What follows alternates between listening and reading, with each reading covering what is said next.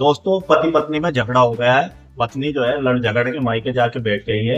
अब ना तो वापस आ रही है, ना बातचीत कर रही है, नाराज होकर घर चली गई है।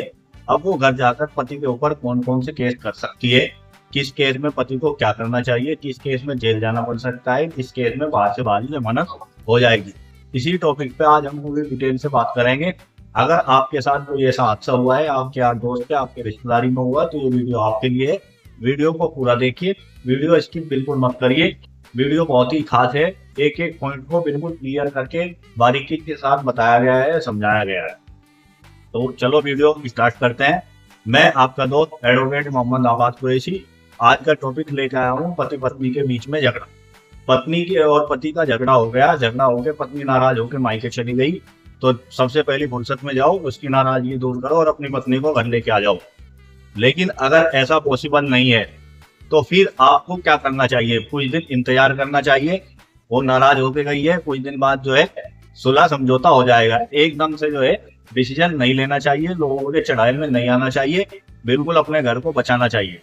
लेकिन फिर कंडीशन ऐसी आ जाती है, पत्नी को जाए हुए बहुत दिन हो गए, न तो पत्नी ने कोई केस आपके ऊपर किया है, ना ही आपकी किसी तरह बातचीत हो पा रही है, तो उसका तरीका अलग है। अब यहाँ इस वीडियो में हम बात कर रहे हैं, पत्नी नाराज होकर घर चली गई, वापस आने को तैयार नहीं है, सारे प्रयास आप करके थक चुके हैं। अब वहां से पत्नी ने आपके ऊपर केस करने शुरू कर दिए हैं। तो पत्नी आपके ऊपर कौन कौन से केस कर सकती है, उन केस में क्या बचाव है, क्या आपको करना चाहिए?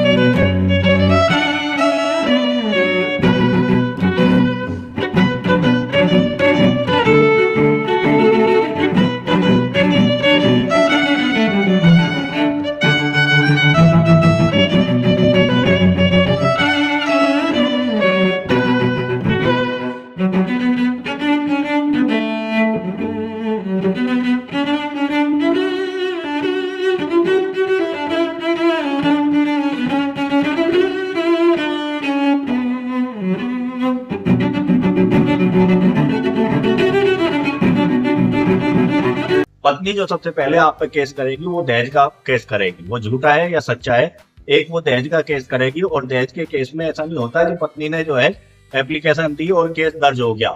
इसमें आपको बिल्कुल भी डरना नहीं है, घबराना नहीं है, हौसले से और हिम्मत से काम लेना है। दहेज के केस में पत्नी जो है पति को, सास ससुर को, नंदोई को, नंद को, बहनोई को, सबका नाम लपेट सकती है। अड़ोसी पड़ोसी तक के भी नाम लिखवा सकती है। उस केस में क्या होता है, सबसे पहले वो महिला थाने जाता है, उसकी जांच होती है। जांच में दोनों को बुलाया जाता है, मीडिएशन के लिए बैठाया जाता है, सुलह समझौता कराया जाता है। लेकिन अगर किसी कंडीशन में आपके द्वारा सुलह समझौता नहीं होता या पत्नी सुलह समझौता नहीं करती है, तो उसके बाद ही केस दर्ज किया जाता है। और केस दर्ज करने के बाद आपको नोटिस इशू हो जाता है, इसमें आप कोर्ट में जाके बाहर से बाहर जमानत उसमें जाकर हो जाती है। और अगर अंदर भी जाना पड़ गया तो एक आध रात के लिए अंदर जाना पड़ेगा, फिर जमानत हो गई और उसके बाद कुछ नहीं होने का, सिर्फ तारीख मिलेगी, तारीख पे तारीख, तारीख पे तारीख। तो इसीलिए डरना नहीं है, घबराना नहीं है। दूसरा केस पत्नी क्या कर सकती है, मेंटेनेंस का कर सकती है। पत्नी आपसे अलग होकर घर रह रही है, तो आपके ऊपर जिम्मेदारी है उसका खर्चा उठाने की। तो वो कोर्ट में जो है खर्चे के लिए केस कर सकती है। और कोर्ट में जब वो खर्चे के लिए केस करेगी तो अपनी पूरी जरूरतें, सब चीज वो वहां बताएगी। मैं बेरोजगार हूँ, मैं कोई काम नहीं करती, मैं पति के ऊपर डिपेंड थी, अब हमारे में झगड़ा हो गया, बदनबाजी चल रही है, मैं अलग अपने मायके रह रही हूँ, मुझे खर्चे की जरूरत है। अगर कोई बच्चा है तो उसके बच्चे के खर्चे या अपने खर्चे वो बताएगी। और इस प्रक्रिया में भी सालों लग जाते हैं, साल, 2 साल, 3 साल। और फिर जो है कोर्ट उसको आप पे केस मतलब कुछ रकम तय कर देता है, जैसी आपकी इनकम होती है। अगर आप सैलरी पर्सन है तो सैलरी के हिसाब से आप पे कुछ रकम आपकी मेंटेनेंस बांध दिया जाएगा। और अगर आप कोई व्यापार करते हैं तो व्यापार के हिसाब से आपको कुछ रकम दे दी जाएगी। इस केस में भी ना कोई जमानत करवानी है, ना कोई ले जाने वाली बात होती है। तीसरा जो ये केस करती है पत्नी, वो घरेलू हिंसा का करती है। घरेलू हिंसा में आपको अपने परिवार को लपेट सकती है। और उस केस में भी ये सिविल प्रोसीडिंग है, कोई जेल वेल जाने का कोई मसला नहीं होता। सिर्फ जो मैंने बताया था कि जो होता है दहेज वाला केस, उस केस में जो है मतलब जेल का नंबर आ सकता है, कोई जरूरी नहीं है जेल जाए। तो ये इस तरह के केस पत्नी करती है। अगर फिर पत्नी को डिवोर्स चाहिए, हिंदू है तो हिंदू मैरिज एक्ट के अनुसार जो है सेक्शन 13 का केस होता है डिवोर्स के लिए, उसमें वो राउंड देगी और डिवोर्स का केस कर सकती है।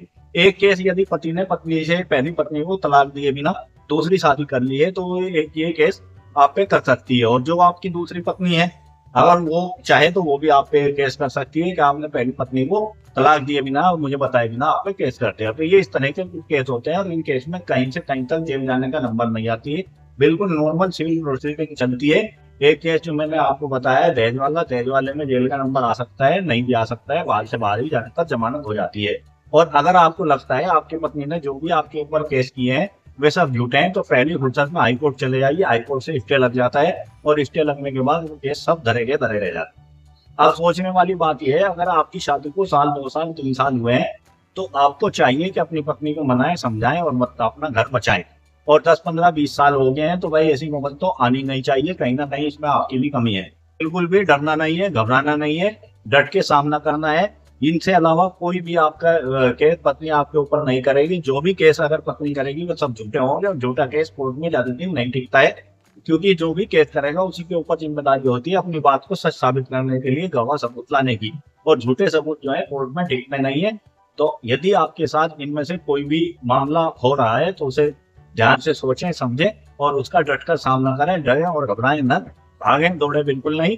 कोई ऐसे केस नहीं है पुलिस उठाएगी जेल में डाल देगी या लंबे चलेंगे 2 महीने 2 महीने 6 महीने आप जेल रहोगे, कुछ भी ऐसा कोई मामला नहीं है। आसान से केस है, आप अच्छी तरह समझ गए होंगे। फिर भी अगर आपकी समझ में ना आओ तो आप मुझे इस वीडियो पर कमेंट करिए। पति पत्नी का कोई भी मसला हो मैं उस टॉपिक पर पूरे डिटेल के साथ वीडियो बनाऊंगा और आपने यूट्यूब चैनल पे अपलोड करूंगा। वीडियो आपको अच्छी लगी हो तो लाइक करिए और जिसके मतलब की हो उसे शेयर करिए और चैनल को सब्सक्राइब करिए। Thanks for watching this video.